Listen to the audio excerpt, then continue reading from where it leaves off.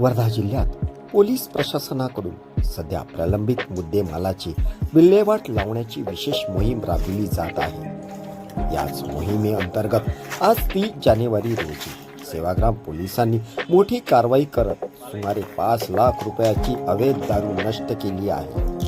वर्धाचे police अधीक्षक सौरभ कुमार अग्रवाल यांच्या आदेशानुसार ही मोहीम राबवण्यात आली।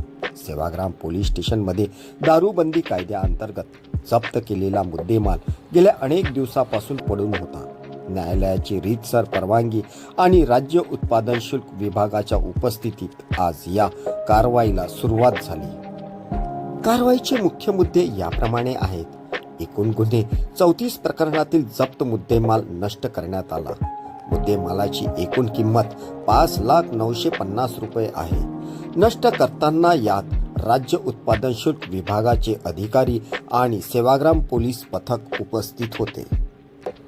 राज्य उत्पादन शुल्क विभागाचे दुय्यम निरीक्षक DY राऊत आणि सेवाग्रामचे पोलीस निरीक्षक नागेश कुमार चतरकर यांच्या उपस्थितीत देशी विदेशी दारूच्या बाटल्या फोडून नष्ट करण्यात आल्या। या मोहिमेमुळे पोलीस स्टेशनमधील प्रलंबित मालाचा प्रश्न आता मार्गी लागला आहे।